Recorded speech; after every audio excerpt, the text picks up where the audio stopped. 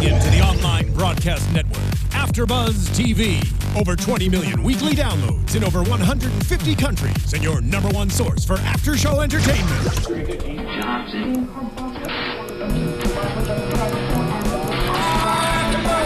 AfterBuzz TV, the destination for TV superfans. Producing aftershows for over 300 of your favorite TV shows. Interviewing celebrities and showrunners. And bringing you behind-the-scenes exclusives. All thanks to E! Entertainment's Maria Menounos, producer Kevin Undergaro, and internet leader Akamai. Now, let the buzz begin! Hey there, Agents of S.H.I.E.L.D. fans! Welcome back to the Agents of S.H.I.E.L.D. After Show here on AfterBuzz TV, talking about Season 2, Episode 10, What They Become. It's the fall finale. I am Matt Lieberman. Joining me as always, Mr. Zach Wilson is here. They did become. Yes, they did. And Joyce Ajouri is here. Hello, my mind is blown. Yes. What is happening? An amazing episode of a fantastic show. We're going to break it all down for you. Unfortunately, Megan Salinas not here this evening, but it's her loss because she misses out on one of the best episodes of the season, one of the best episodes of the series. So many reveals, so many feels, so many shocks and twists and turns. I am so incredibly pleased with this episode and with where this show has come. You know what I mean? Because you think about the show where it started and where it is now, the level of complexity, the level of maturity, how many risks they're taking with going weird, and with like feeling free to just burn through plot at a crazy pace. Like, our season's big bad is already dead. That's insane. I know, that's so true. Yeah. So I'm really happy about that. What'd you guys think? The fact that they killed the big bad was like the smallest thing that I had to process in this episode. And that's crazy. So much happened. I mean, I was like, oh my gosh, I lost my train of thought. It was super eventful. I loved it the whole time, like especially at the end, the last sequence. I was tearing up, I was sweating. It was crazy. I know it sounds gross, but so many emotions. It's a lot of liquid, a lot of clear liquids. Usually after an episode of this show, because I get really excited and I was just like, and instantly coming here, so like we get to talk about it.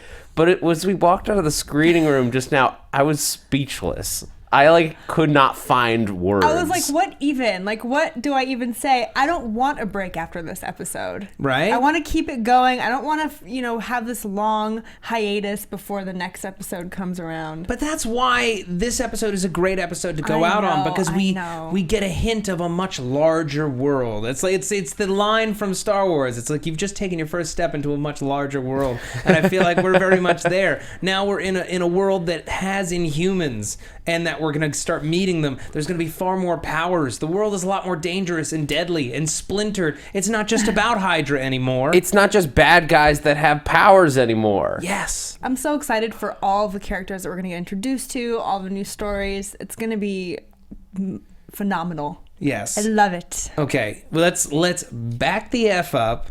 Because it would be very easy just to talk about the Inhumans and who that dude was at the end, who we actually have a very good idea of who he is, so stay tuned for that. But let's talk about Skye meeting her father, Cal. We finally have a name. Cal and Daisy meet for the very first time. And we've been waiting for this moment since we found out really about Skye's backstory in the second episode of the series.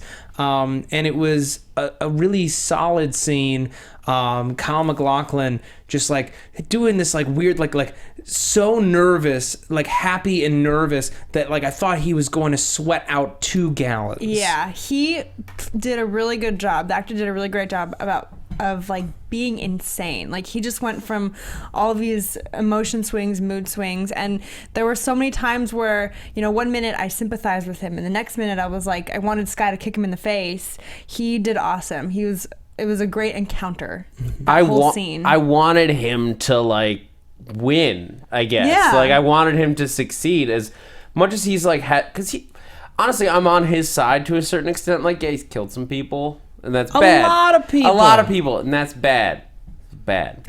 But he's been through hell and back. Well, that's the great thing about what this show did in the last couple of episodes is they gave a seemingly irredeemable, creepy character a good reason for why he is the way he is and made us empathize with him. And we found out his motive, which I think is justified. But his motive is revenge. Right. But his whole life was ruined because Whitehall chopped up his wife. Right. I mean, that'll make anyone I would crazy. I would want to do what he did. As bad stuff goes, chopping up your wife, pretty high up there. Okay, That alright. dude probably deserves to die. But if anybody does. What about everybody else that he killed? Well, He went insane. That I can't justify as much as him wanting to kill Whitehall, but Yeah. he had to do that stuff to get to where he was in this episode. Sure. that moment when he started humming Daisy, Daisy. Oh my God. It was because it just triggered. Like there was no like, I remember this melody or that your mother used to sing to you. No, he just like started. It was creepy. This is getting creepy. This is officially creepy. And that song is already kind of creepy because of Hal. But what I loved about that moment is because he started humming, but you weren't quite sure what it was for about like a good 5 seconds. And Yeah. you're like, what is he? Is that Daisy? Oh my God. You called it. Yeah, You called Daisy, it, Daisy Zach. Johnson. Yeah, Daisy Johnson, aka Quake, which is like a bit of what we saw, like towards the end, like That she could move, that she was able to break through the stone and manipulate it. because her power. And I'm admittedly Shake not it off in the very super. least. Shake it off. I'm admittedly not super familiar with Quake. I know the general backstory, but I've only read a few books that she's appeared in. She has like somewhat of like she can like cause like tremors in like ground and stuff, and I think that evolves into bigger. Is she an earthbender? I think sort of. She's an earthbender. In a sense. Yay. I don't think she can like meld rocks and throw them. Okay, or well, stuff, she's not a but lava bender. She's not going to superheat it, but she's an earthbender. Let's say that. seismic activity is like her realm. Let's put it that way. She could superheat it with micro vibrations. What was that sound? I was trying to bring up Daisy, guys. Sorry. Oh, okay. Nearly there for Hal. But the other thing that we got confirmation of was Cal, Right. or Calvin, is also Mr. Hyde, Okay, which Yeah, is I was which is thinking another that too. character. Which like, last week, I don't know if this was on air or off air, someone said he was Mr. Hyde, and you were like, I just didn't know. I just am not familiar with that character in the slightest. okay. Yeah. So, Like I could babble off like stuff that I read on Wikipedia, but I have no basis of knowledge for that character. babble them off. I mean, it's like the Marvel Universe version of Mr. Hyde. Dr. Jekyll and Mr. Hyde. Like, Okay. That explained. I was thinking of Mr. Hyde when he was going through those fits of like, can't believe he's seeing Sky for the first time, and then it's like, no, you're staying here with me. Like you have to undergo this transformation, and it's like, oh, but your mother was, I loved her, blah blah blah. I missed you so much. Yeah, I mean, the total switch in personality. So he's basically a gifted bipolar guy, basically. Yeah, sort of. He's like a semi-Hulk. I don't know if he has like gamma origins or anything, but it's very similar concept. I mean, Hulk light. Yeah, yes, Hulk light. He's a doctor. Diet Hulk. Has rage problems. Got it. But I guess they're sort of rewriting both characters' storylines to make them Inhumans. And I know that basically Kevin Feige is attacking the Inhumans as like, well, we don't have the X-Men, so everyone's an Inhuman now. Yeah. There's rumors that Quicksilver and Scarlet Witch will be listed as will be called Inhumans. Oh. Coming up because That's interesting. It's an easy, clean way to just because they're not allowed to say mutant. They're not allowed to use Magneto. Right. They're just that you just make them Inhuman, and that's how they got their powers. Clean. I get It's it. easy. It's an easy way to rewrite it's it. not. Okay. It doesn't change their origin. Outside of it being Magneto, if they give them another supervillain father, then you effectively have the exact same storyline. Right. Okay, I get it. Fine.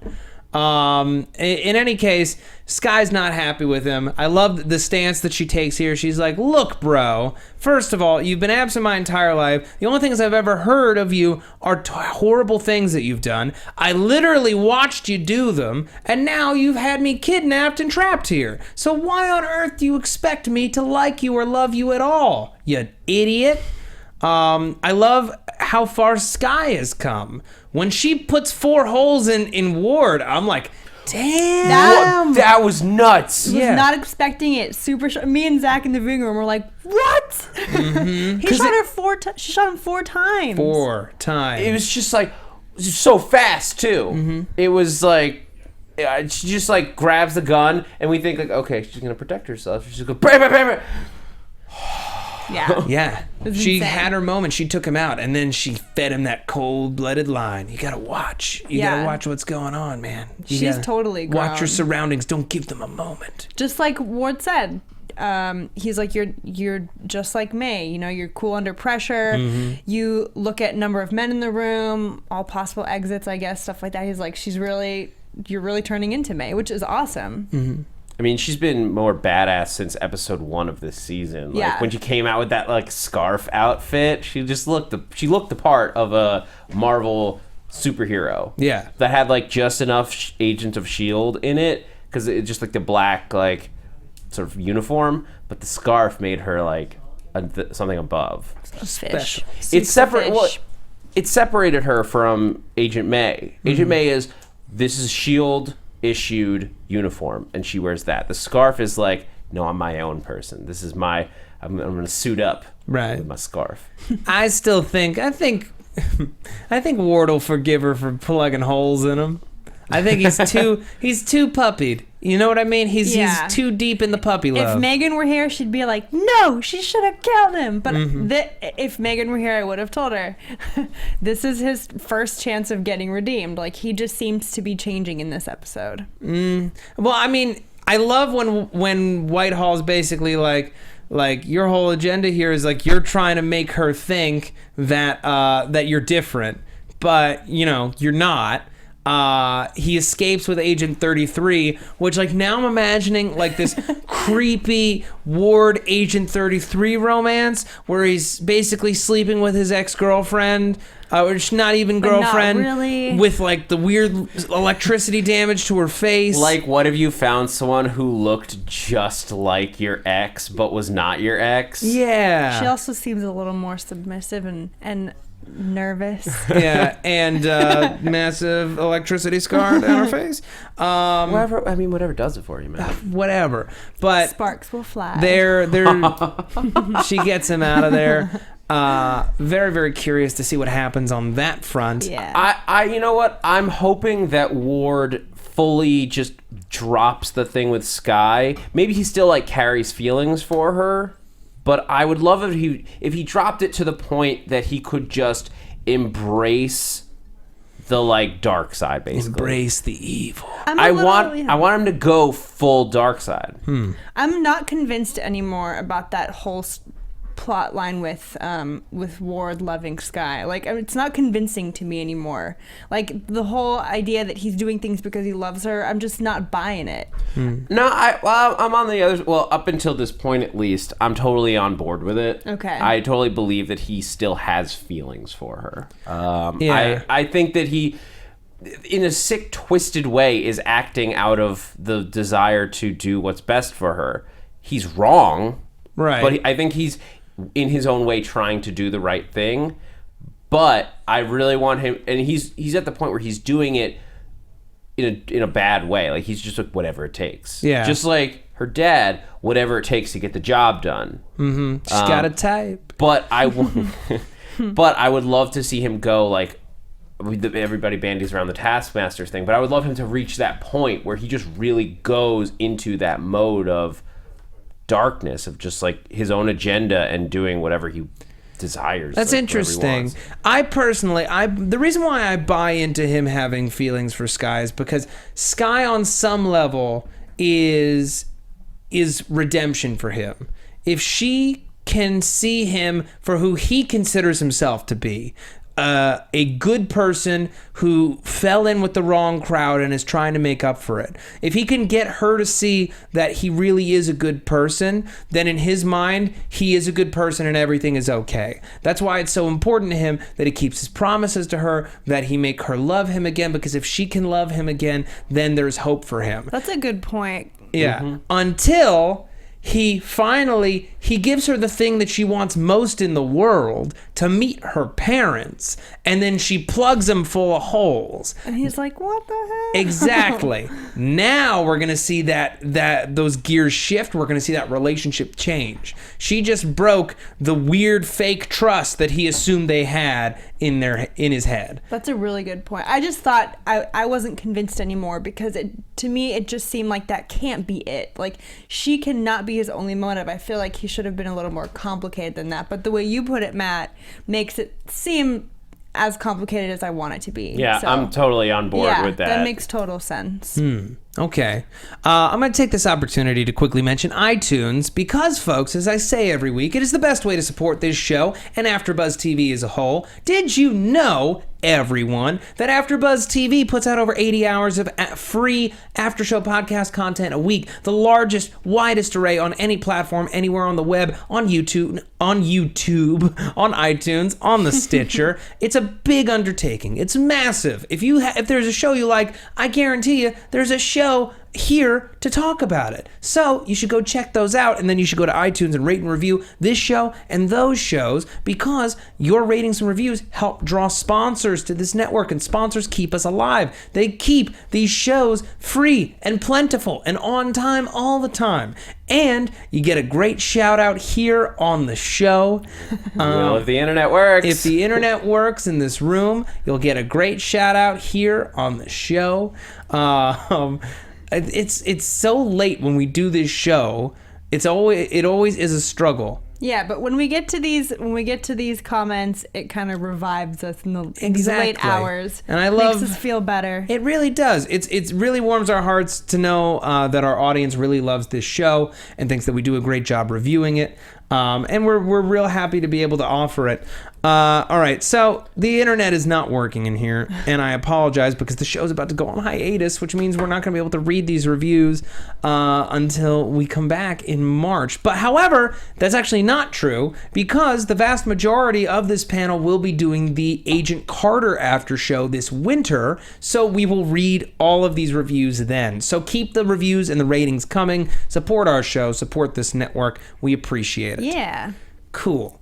Good stuff to read. Good reads. Speaking of reads, I kind of want to jump ahead, and I want to talk about the Inhumans at the very The guy end. at the I end. can't have the Fantastic Four on this show. No. So we found out who the guy at the very, very end, the guy who has his own obelisk with no eyes, remember him? We found out who he may be. It appears that this character is a character, spoiler alert, maybe skip like 2 minutes ahead when we're done talking about this. The character is a character known in the comics as Reader. Reader is an Inhuman whose ability is that anything he reads, he can make real. So if he reads the word fire, everything around him catches on fire. So he grew up in a society kind of like Orlan. Orlan is the city that they were in. It's one of the cities. It's one like of a the, more one of the Adelon Inhuman cities. is like the Inhuman capital, Got where the King, Black Bolt, and Medusa take up. But this is He grew up in a restricted Inhuman society, and they realized that if they let this guy keep reading, he's going to get someone killed. So they put out his eyes. They blinded him to reduce his powers. However, the way that he fights, and this is so cool, he carries like a dozen strips of tin around his belt, and on these strips are words written in Braille. So if he feels that he is in danger, He's like the blind swordsman Zatoichi. He can sense when people are around him, and then he just pulls out a strip, he reads a word, and then blam, you're screwed. And that's pretty freaking cool and super weird. Like, if that's where we're going with this show, that we're gonna have like blind Zatoichi zappy people, I love it. I'm way into it. This just sounds.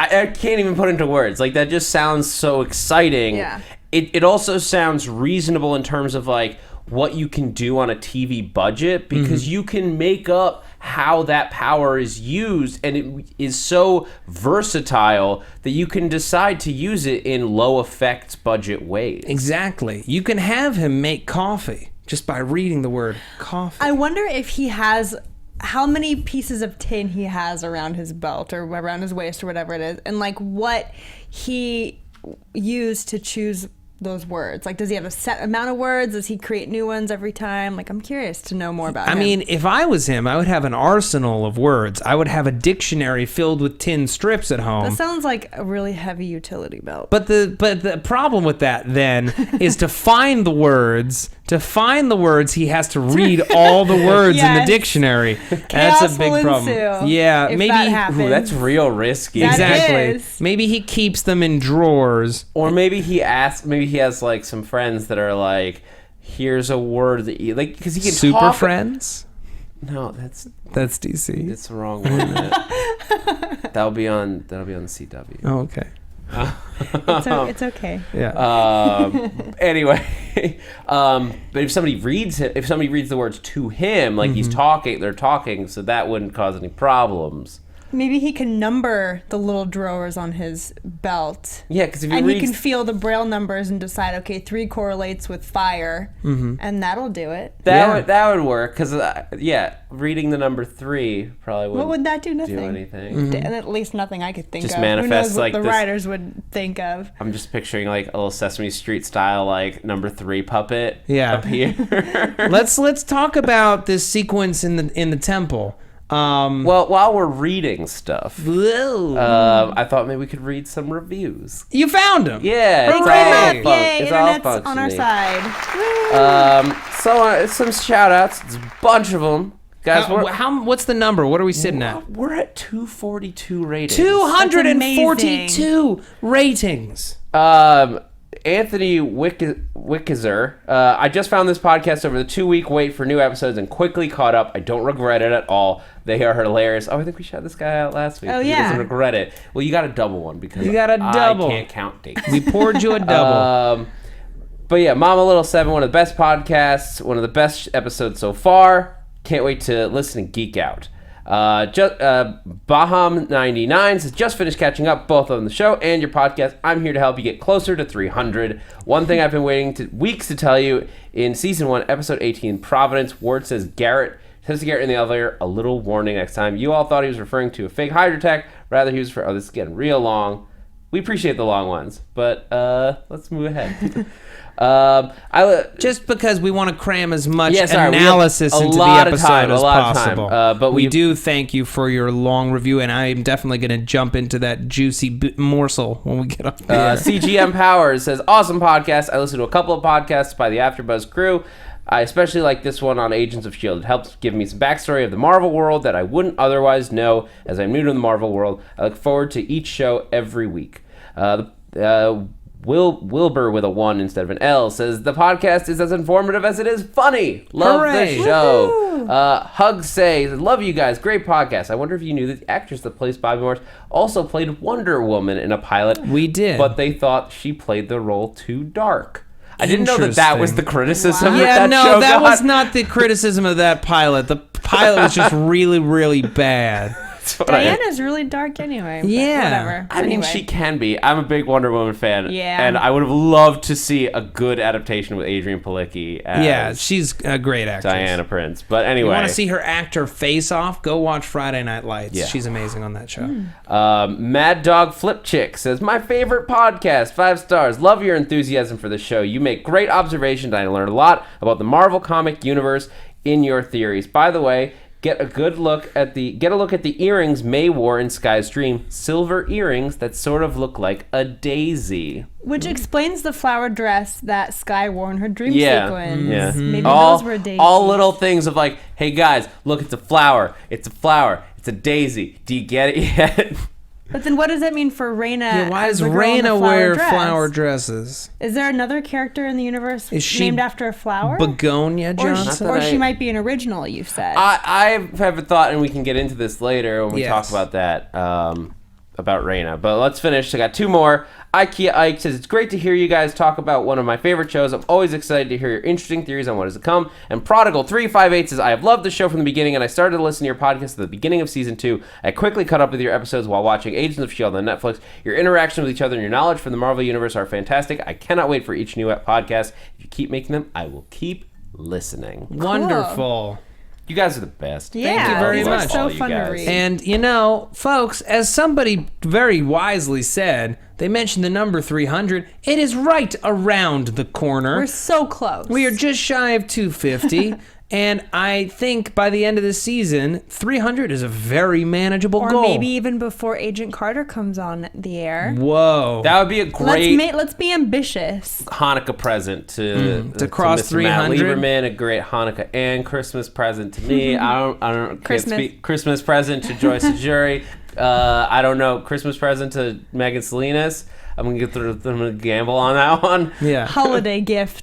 Holiday gift. Yes, that's the PC. We would love a holiday gift. I'll take a Festivus gift. Okay. Festivus for No, the rest I of don't Sean want are. honesty. For the I like Festivus oh for no, the our rest fans of are us. honest. Yeah. Okay. I want to talk about this dang temple. Can we please? Yes. Okay. So, when they first revealed that the schematics were a city, I was like, how are they going to render that convincingly on television? And putting it underground is a good way to, give it as much scope as you can with a TV budget, because you don't have to see very much of it. It's mostly corridors. It's just almost about a tunnel city. Right, and it's just about giving it as much height as you can. So when Raina enters the temple area with the obelisk, with the diviner, and we really get some nice height to it, it actually looks pretty beautiful and pretty great. For their budget, it really looks nice. It looks like an ancient city. It Yeah. looks like they have they compared to the pyramids, but older, and it looks like that. It was looks great. it's carved out of the bedrock, but like smoothly carved, like Her efficiently. reaction when she first walked in and saw that beam of light was like my reaction when I saw everything go down in that scene. It was your in that destiny. setting. It was your destiny to watch it. Oh, yes, that's very true. Yeah. And Ray's like, I'm glad you're here. It was our destiny to be here. And Sky's like, what? And stop. And no. Raina was being all hippy dippy about that, about the whole situation. She was all excited. spiritual. I know, but I love the contrast of the two characters.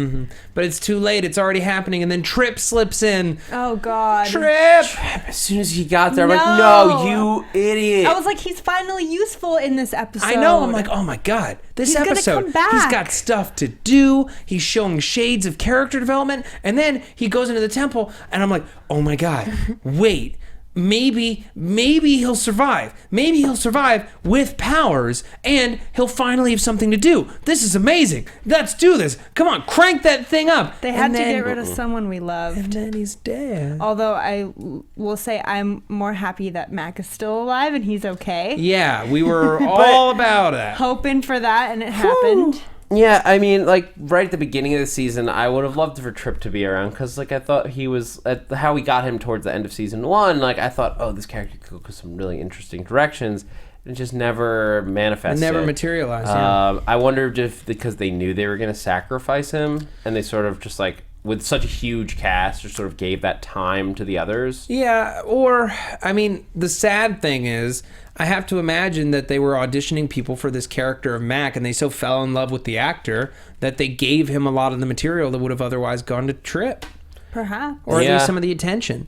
Because as much as we enjoyed BJ Britt on the show and in the role of Trip, Mac had this instant connection with the audience. He had this instant charisma that maybe BJ Britt kind of lacked a little bit. And that's not knocking him. It's just saying, when somebody is infectious, you jump on that heat as a writer. You're like, I like writing for this guy because I know the audience is going to like it, versus taking a risk, giving this guy more to do when he's already been around, but you're not quite sure what the character's thing is. Yeah. Other than having access to old technology. Yeah. Yeah, he didn't really have many perks, aside from Unless you put him together with Simmons, because that's what we were thinking at the end of season 1, gosh darn it. But then what would Fitz be doing? Being sad. I mean, that could have been a really good, if you had sort of taken Mac out of the equation and Trip had to fill that storyline of like helping Fitz that would have been great. That would have been, and then if you added a Simmons triangle to that gets real complex. Mm-hmm. I mean, it reminds me, and this is just because this is, even though Joss Whedon is an executive producer, but he's not really involved with the day-to-day. When Joss Whedon talks about the moment he realized that David Boreanaz was actually a good actor on Buffy, because he didn't feel that way when the show started. But halfway through the second season, when they, gave him an opportunity to go bad, and he was really impressed with what David Boreanaz was doing, he wrote flashback episodes for him because it's like, oh wow, I've got like an actor here. Let me give him something to do. And I have to imagine that, they just hadn't ever reached that point with BJ Britt where they were like, wow, I really want to write this guy something special because I'm so liking what he's doing. The character was helping the show, but maybe they just hadn't reached a connection point with the actor. And it's a bummer because I feel like the audience had. Yeah. Yeah. Although with Mac, I really am excited to see what happens when Fitz sees him. Mm-hmm. Fitz's Fitz's look when Simmons says that they might be able to save him if he's still alive down there, his face lit up. He was so cute. Yeah. He was very childlike in this episode. Not in a a demeaning way or a bad way, but he just had this innocence about him. I mean, that he's had since his brain got damaged. But this one quote when he said, "I'm not afraid, I could do it," when they're saying, "Fitz, are you sure you want to go by yourself and plant the bombs?" He's like, "I got the map." He's like, "I'm not afraid, I could do this." And when he walked away, it was just like famous last words, but he did it. I will say though, as much as I like his wanting to go off on his own and his bravery and all that, the sending the brain damaged guy as the one who's gonna go off on his own, maybe not. Let's not call him the brain damaged guy. Okay, the guy who has brain damage. The guy whose brain had as been well-intentioned damaged. as he may be. Right. Maybe not. It's like, if you're going to separate into 2 and 1, maybe not make him the one. Right. Okay. But I also like the fact that Mac had this thing have power over him, and now that he's alive, I mean, first of all, just relieved that he's alive, but it continues to inform character. It's a great opportunity to this guy who, he's big and strong, he's confident. I doubt that he has ever dealt with something beyond his comprehension where he completely lost control and hurt people that he loved. He's definitely not going to be the same. No. And I totally think that he's probably seen things as what he was that he probably can't explain, but maybe might recall that would totally change him. He was conscious enough to yell "run" at them. So that implies that he was at least conscious enough to collect memories. But that was right at the beginning. That was before it fully took him over. I guess. Before his eyes changed. Like he started to see what it could I think that he'll remember doing all the stuff that he did, as opposed to waking up, what did I do? I attacked you guys. I think he'll remember it, and he knows. And he'll understand why. Yeah. All right. Not just knowing it, but remembering it, having that experience of fighting your best friends. We're low on time. Really briefly want to touch on Bobby and Hunter. Continue to love these two together. I'm really glad that Hunter wasn't fooled by Bobby palming that flash drive and that he called her out on it. I also really, really doubt that it's Hydra or anything super nefarious, but I'm glad, considering how many plot lines were tied up this week, that we do have some dangling ones left over that we don't know what was on this flash drive. I still maintain that it is some combination or subsection of either Fury or Maria Hill. Okay. So, which if it's Maria Hill, that means it's Stark, which could potentially be a number of different directions, including I think he technically owns AIM after Iron Man 2. I can't remember. You mean after Iron Man 3? Yeah. Was that 3? Yes. Either one Yeah, of those would yeah. be interesting. Yeah, that would be interesting. Let's see. Well, Cal now has a new reason to hate Phil Coulson I know. because Phil put 2 into It's a Whitehall. whole nother level of rage. Mm-hmm. Whole nother motive. Another thing away from me. He keeps getting all these big events taken away from him. Everyone steals his thunder He's and just his got daughter. permanent story blue balls. Yeah. Just everything, just right before he's about to. No. Where am I going to put all this vengeance? Darn it. Poor guy. See, that's the point where I'm like, okay, I kind of get you. I kind of sympathize with you. All right. But you're still an asshole. True. Part of me thought he was going to pick up Whitehall's body and rip it in half. That would have been cool. I thought that might at least help his But rage. he's only human. Or is he? All right, let's go into predictions, and then we can talk about what we think Reyna is in those predictions. Just because I'm sorry, we're so low on time. Yeah. Your AfterBuzz If there's time. TV We got to wrap up, but predictions. okay, I want to know who Reyna is, because the one glimpse we saw, she had crazy reptile eyes and maybe some scaly skin, or was it furry? I don't know. Did you guys I pause thought it was it looked like porcupine needles or blowfish needles of sorts. Bet she's regretting becoming now, right? I don't know. She seemed to welcome whatever was going to happen. Yeah. I mean, she's always wanted to know who she really was and kind of find out where she came from, and this was her ticket. But maybe, now that she's transformed, it's not what she expected, obviously. Yeah. I mean, everything about that scene was great. When I think I yelled out Terrigen Mist Yeah, when you it did. exploded. And I love that in the comics, when that happened recently, it was a citywide, everyone's affected, but they just localized it. And I love that there was the blue shards or whatever. Yeah. I guess that's a piece of Kree home planet, except that just looks like the Fortress of Solitude. Pretty much. I don't know. It's not a character that I recognize. There was somebody talking. There was rumors that I heard that there was going to be one original Inhuman, fully original character for the show, and I wonder if it's her, since I don't think Reyna exists in anywhere in the comics. It could be her. I would love that. I would love if they now that we know that Skye is not an original character and all that. I would love to have a few originals running around. Fair enough.